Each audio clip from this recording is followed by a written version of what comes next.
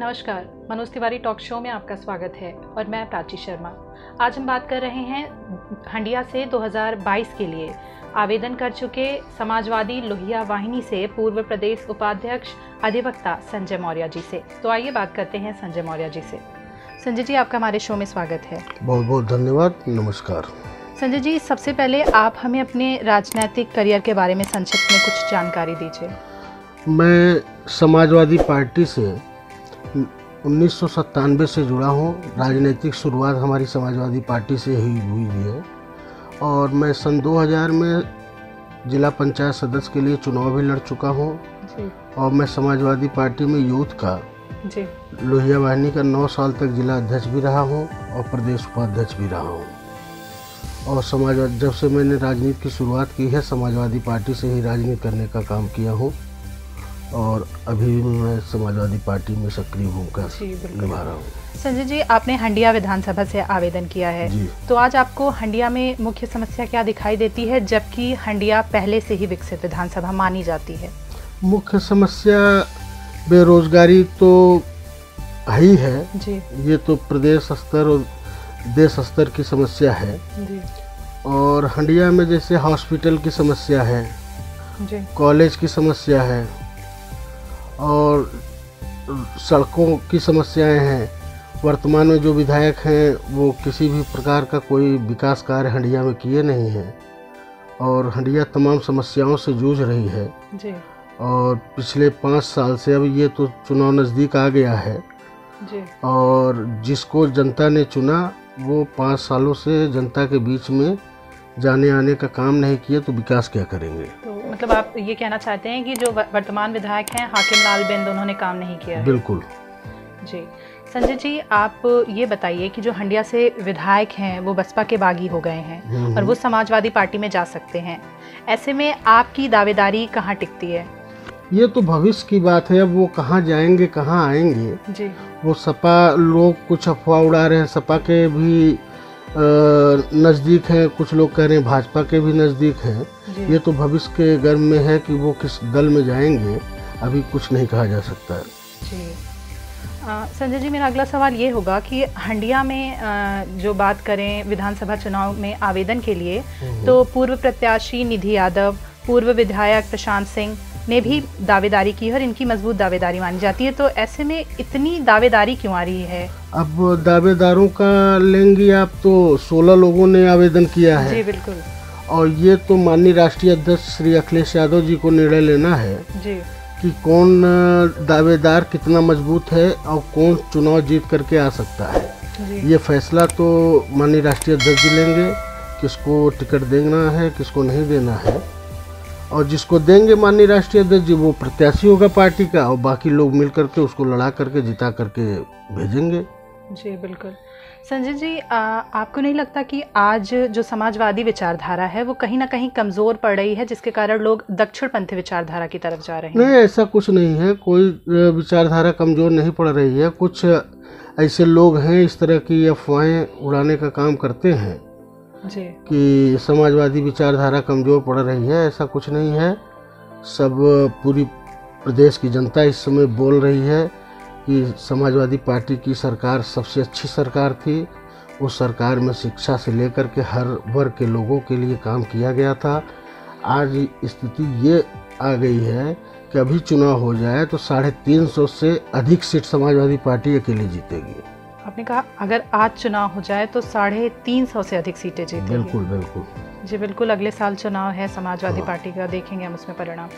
संजय जी, आज मैं अगर ये कहूँ कि आज राजनीति में अवसर बहुत मायने रखता है, तो आपकी इस बारे में क्या राय है? अवसर जी। अवसरवाद बहुत दिन तक सफल नहीं रहता जी। आदमी को बिल्कुल साफ सुथरी राजनीति करनी चाहिए जी। और अवसरवाद की राजनीति जिसने किया वो बहुत दिन तक राजनीति में टिका नहीं जी। वो कुछ दिनों के लिए राजनीति में ज़रूर सफल रहा है, सफलता अर्जित कर ली है, लेकिन वो टिकाऊ राजनीति कभी नहीं रही है। हाँ, मतलब राजनीति में अवसरवादिता ज़्यादा दिन तक टिकने नहीं दे सकती। ना ना ना जी। बिल्कुल। संजय जी, आप आपसे अगर मैं अगला सवाल पूछूं तो पिछले लोकसभा चुनाव में समाजवादी पार्टी ने गठबंधन किया था। ये गठबंधन फेल हो चुका था, सफलता नहीं मिली थी। तो आप बताइए कि 2022 में बिना गठबंधन के चुनाव लड़ना मुश्किल काम हो सकता है? नहीं, इस समय की परिस्थिति कुछ और है, उस समय की परिस्थितियां कुछ और थी जी। इस समय सिर्फ और सिर्फ प्रदेश की जनता समाजवादी पार्टी और माननीय श्री अखिलेश यादव जी की तरफ देख रही है और परिस्थिति इस कदर बदल चुकी है कि समाजवादी पार्टी के सामने कोई पार्टी लड़ाई में है ही नहीं। एक नंबर पे समाजवादी पार्टी है और दूसरे नंबर पे कोई दल दिखाई ही नहीं पड़ रहा है कि दूर दूर तक अगर देखा जाए तो दूसरे दल का कोई अता पता नहीं है। मतलब और कोई दल नहीं है जो कंपटीशन दे सकता है? कंपटीशन में तो कोई दल नहीं है, सब 50 के नीचे हैं। आपने तो ये प्रदेश की बात की, अगर मैं हंडिया की बात करूं तो हंडिया में आप राजनीतिक लड़ाई में किसे देखते हैं? अपना दल बीजेपी या बसपा, किसको मानते हैं? हंडिया और प्रतापपुर इलाहाबाद में तो हम समझते हैं 8-9 सीट पे समाजवादी पार्टी जीतेगी और सबसे ऐतिहासिक जीत हंडिया और प्रतापपुर पे होगी जी। हंडिया और प्रतापपुर सदैव समाजवादी पार्टी की सीट रही है और कुछ दुर्भाग्यवश चुनाव गड़बड़ हो गया था जी। कुछ अफवाहें ऐसे उड़ गई थी, बाकी हंडिया और प्रतापपुर तो समाजवादी पार्टी की ही सीट है जी। संजय जी, अगर अभी आपने बताया कि हंडिया में क्या क्या समस्याएं हैं, तो अगर आपको मौका मिलता है तो आपके दिमाग में हंडिया के लिए क्या क्या योजनाएं हैं? हमारे दिमाग में है, हम हॉस्पिटल वगैरह बनवाएंगे, जितनी सड़कें जर्जर हो चुकी हैं उन सड़कों को दुरुस्त कराया जाएगा और जो तमाम समस्याएं हैं उनको सरकार से माननीय मुख्यमंत्री जी से कह करके उन सब समस्याओं को दूर कराने का काम किया जाएगा। मतलब आपने प्रमुखता से बताया आप स्वास्थ्य पर ध्यान देंगे और सड़कों पर ध्यान देंगे। बिल्कुल, शिक्षा, स्वास्थ्य, सड़क, इन सब चीज़ों पर ध्यान दिया जाएगा जी। बिल्कुल। संजय जी, अगर मैं हंडिया में कछारी इलाका की बात करूं तो वहाँ उसकी हालत आज भी बहुत ख़राब है, तो आप इसके लिए किसे जिम्मेदार मानते हैं? अब जिम्मेदार इसके लिए तो भाई जो सरकार में है वही जिम्मेदार है जी। इस समय बीजेपी सरकार है जी। और जिम्मेदार बीजेपी के ही लोग हैं। खनन माफियाओं पे अंकुश नहीं लगा पा रहे हैं, वही कछार इलाका पूरा गड़बड़ किए हुए हैं जी। संजय जी, एक महत्वपूर्ण सवाल ये कि आपको नहीं लगता कि आज चुनाव के समय जो विकास का मुद्दा होता है वो कहीं गायब हो जाता है और वोट स्थानीय और जाति समीकरण के आधार पर पड़ते हैं? नहीं, तो इस बार ऐसा नहीं होगा। इस बार केवल विकास पे ही वोट पड़ेगा और विकास जो माननीय अखिलेश यादव जी का 2012 से 17 के बीच में हुआ था, जनता उसको याद कर रही है और जनता ये पश्चाताप कर रही है कि 2017 में हमने जो भूल किया था आज तक उस भूल को हम झेल रहे हैं। मतलब आपको इस बात का विश्वास है कि जो जनता है वो इस बार विकास के मुद्दे पर वोट करने वाली है? बिल्कुल। जाति और स्थानीय समीकरण कोई मायने नहीं रखते? नहीं, सिर्फ विकास पे जी। संजय जी, आप ये बताइए कि अगर हम बात करें प्रदेश सरकार की, बीजेपी की, तो बीजेपी कहती है कि प्रदेश में जो है गुंडे हैं या जो गुंडा राज है वो ख़त्म हो चुका है और प्रदेश में जितने भी गुंडे थे वो या तो जेल में हैं या तो ऊपर जा चुके हैं। आप क्या कहते हैं इस बारे में? नहीं, तो ये तो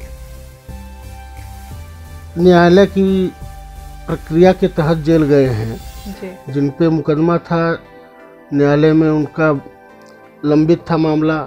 जब विपक्षी जो है सक्रिय हुए जी। तो न्यायालय से जब आदेश हुआ तो सब जेल गए। इसमें सरकार का क्या रोल है? अभी ध्वस्तीकरण की नीति आ रही है, जीरो टॉलरेंस नीति प्रदेश सरकार कह रही है गुंडा राज के खिलाफ। माननीय जो प्रदेश के मुख्यमंत्री हैं योगी आदित्यनाथ, वो आए दिन पेपर में इंटरव्यूज़ में यही बताते हैं कि जीरो टॉलरेंस नीति लेकर हम चल रहे हैं और हम देख रहे हैं साफ तौर पर ध्वस्तीकरण वगैरह हो रहे थे। इस बारे में आप क्या कहना चाहेंगे? ध्वस्तीकरण तो भाई जो स्मार्ट सिटी है जहाँ आने जाने में ट्रैफिक की समस्या है वहाँ तो ध्वस्तीकरण जो हो रहा है वो तो ज़रूरी है जी। वो तो होना ही चाहिए भाई। ट्रैफिक बढ़ रही है और रास्ते अगर नहीं रास्तों का इंतज़ाम होगा तो ट्रैफिक की समस्याएं बढ़ेंगी ना, इसलिए जो हो रहा है तो ठीक है। अच्छा संजय जी, आप हमें बताइए कि आगामी चुनाव में आप गठबंधन की संभावना देखते हैं, क्योंकि खबर आ रही है कि अपना दल एस के साथ गठबंधन हो सकता है। अब ये तो माननीय राष्ट्रीय अध्यक्ष जी को निर्णय लेना है जी। बाकी मेरे राष्ट्रीय अध्यक्ष जी ने जैसा कहा है, माननीय राष्ट्रीय अध्यक्ष जी पिछले 10-15 दिन पहले भी बयान दिए, उसके पहले भी बयान दिए थे कि हम किसी बड़े दल से समझौता नहीं करेंगे, छोटे दलों से गुंजाइश है समझौता करने की। तो छोटे दल में अब देखिए किससे समझौता करते हैं, ये तो माननीय राष्ट्रीय अध्यक्ष जी को निर्णय लेना है। जी बिल्कुल। संजय जी, अगर बात करें हंडिया की, तो पिछले साल जो हंडिया है वो अपना दल एस के खाते में गई थी। अगर इस बार भी ऐसा होता है तो इस स्थिति में भाजपा माफ कीजिएगा, समाजवादी पार्टी के नेताओं की भूमिका क्या होगी?